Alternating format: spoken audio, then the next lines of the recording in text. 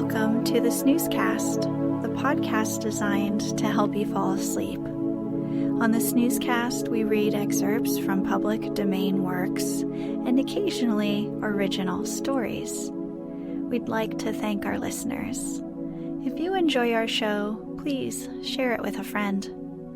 The best place to listen to us is on our website, snoozecast.com.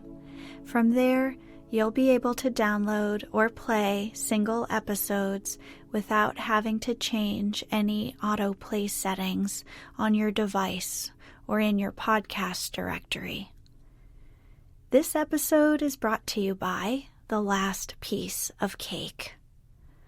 Tonight, I'll be reading a snoozy opening to a short story called The Young King within Oscar Wilde's A House of Pomegranates.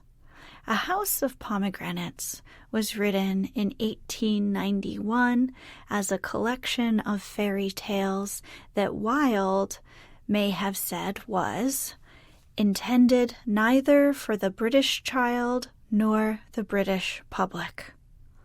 The Young King tells the story of the illegitimate shepherd son of the recently dead king's daughter, and now the only heir to the kingdom.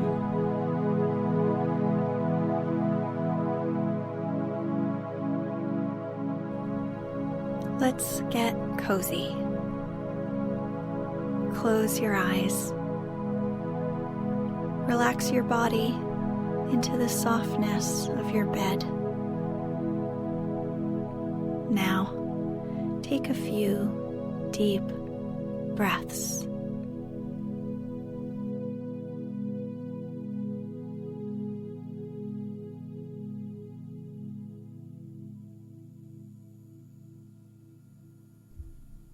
The Young King. It was the night before the day fixed for his coronation, and the young king was sitting alone in his beautiful chamber.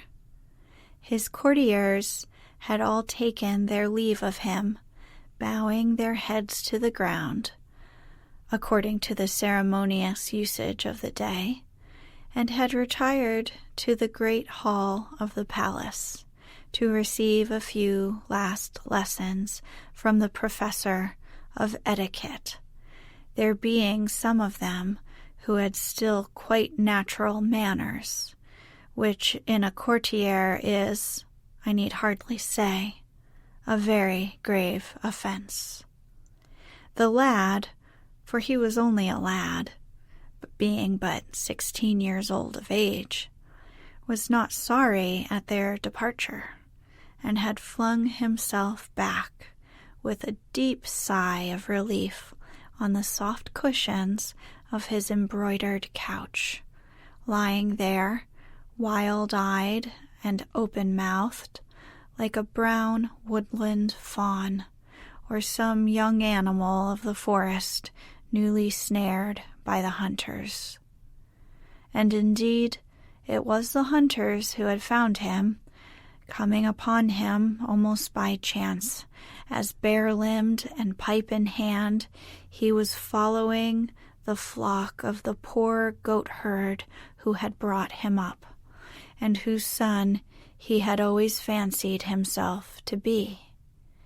The child of the old king's only daughter by a secret marriage with one much beneath her in station, a stranger, some said, who, by the wonderful magic of his lute-playing, had made the young princess love him, while others spoke of an artist from Rimini, to whom the princess had shown much, perhaps too much honor, and who had suddenly disappeared from the city, leaving his work in the cathedral unfinished.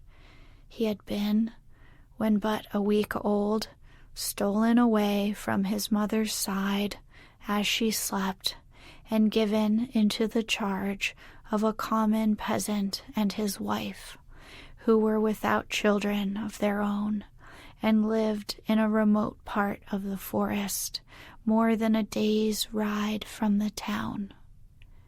grief, or the plague, as the court physicians stated, or, as some suggested, a swift Italian poison administered in a cup of spiced wine slew, within an hour of her awakening, the white girl who had given him birth, and as the trusty messenger who bare the child across his saddle bow stooped from his weary horse and knocked at the rude door of the goatherd's hut, the body of the princess was being lowered into an open grave that had been dug in a deserted churchyard beyond the city gates, a grave where it was said that another body was also lying, that of a young man of marvelous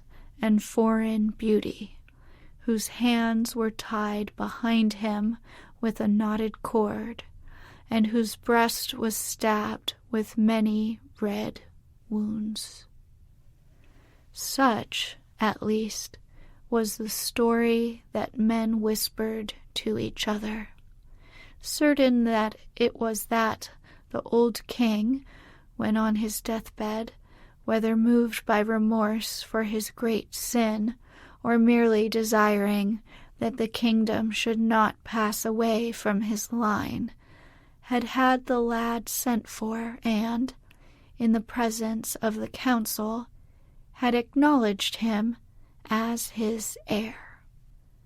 And it seems that from the very first moment of his recognition he had shown signs of that strange passion for beauty that was destined to have so great an influence over his life. Those who accompanied him to the suite of rooms set apart for his service often spoke of the cry of pleasure that broke from his lips when he saw the delicate raiment and rich jewels that had been prepared for him, and of the almost fierce joy with which he flung aside his rough leathern tunic and coarse sheepskin cloak. He missed, indeed, at times the fine freedom of his forest life, and was always apt to chafe at the tedious court ceremonies that occupied so much of each day. But the wonderful palace, Joyeuse as they called it, of which he now found himself lord, seemed to him to be a new world fresh fashioned for his delight, and as soon as he could escape from the council board or audience chamber, he would run down the great staircase with its lions of gilt bronze and its steps of bright porphyry, and wander from room to room and from corridor to corridor, like one who was seeking to find in beauty an anodyne from pain, a sort of restoration from sickness. Upon these journeys of discovery, as he would call them, and indeed they were to him real voyages through a marvelous land, he would sometimes be accompanied by the slim, fair-haired court pages, with their floating mantles and gay fluttering ribbons.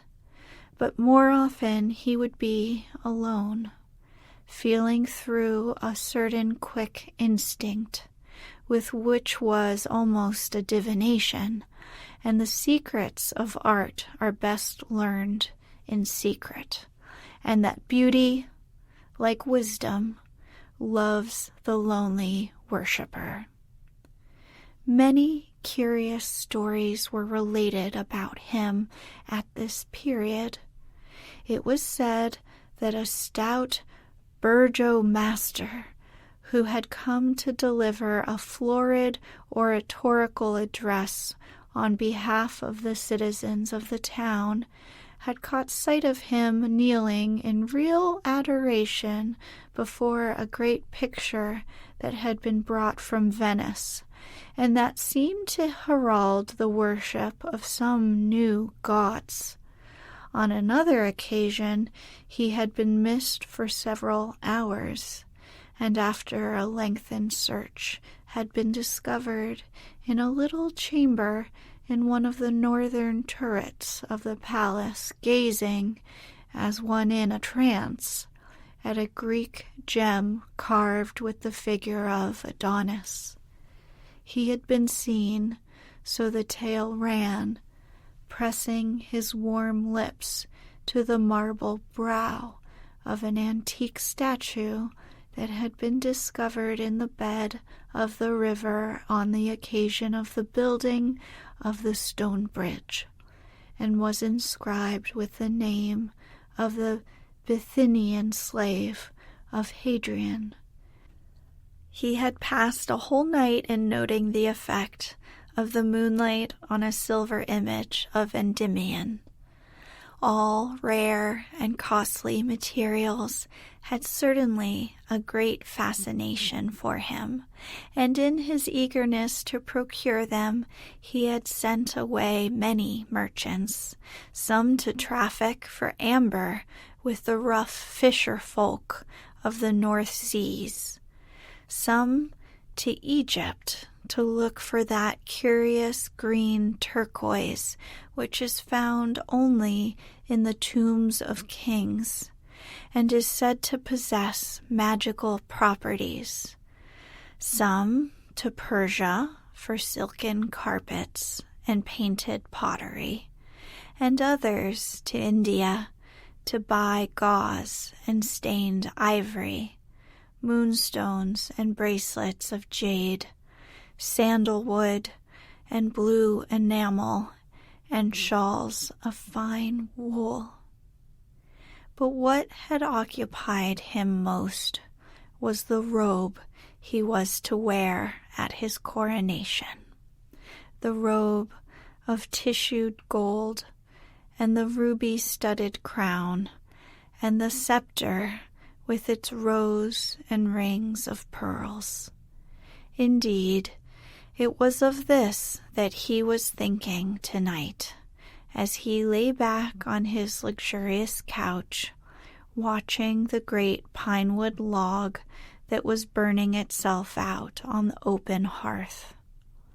The designs, which were from the hands of the most famous artists of the time, had been submitted to him many months before, and he had given orders that the artificers were to toil night and day to carry them out, and that the whole world was to be searched for jewels that would be worthy of their work. He saw himself in fancy standing at the high altar of the cathedral in the fair raiment of a king, and a smile played and lingered about his boyish lips, and lit up with a bright luster his dark woodland eyes. After some time he rose from his seat, and leaning against the carved penthouse of the chimney, looked round at the dimly lit room. The walls were hung with rich tapestries representing the triumph of beauty.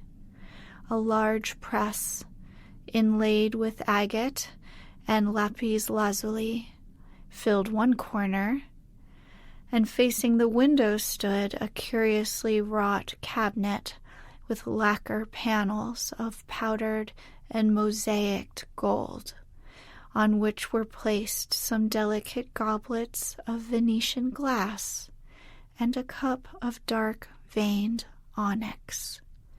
Pale poppies were broidered on the silk coverlet of the bed, as though they had fallen from the tired hands of sleep, and tall reeds of fluted ivory bear up the velvet canopy, from which great tufts of ostrich plumes sprang, like white foam, to the pallid silver of the fretted ceiling. A laughing Narcissus in green bronze held a polished mirror above its head. On the table stood a flat bowl of amethyst. Outside, he could see the huge dome of the cathedral, looming like a bubble over the shadowy houses and the weary sentinels pacing up and down on the misty terrace by the river. Far away, in an orchard, a nightingale was singing. A faint perfume of jasmine came through the open window. He brushed his brown curls back from his forehead, and taking up a lute, let his fingers stray across the chords. His heavy eyelids drooped, and a strange languor came over him. Never before had he felt so keenly or with such exquisite joy the magic and the mystery of beautiful things. When midnight sounded from the clock tower, he touched a bell, and his pages entered and disrobed him with much ceremony, pouring rose water over his hands and strewing flowers on his pillow. A few moments after that, they had left the room. He fell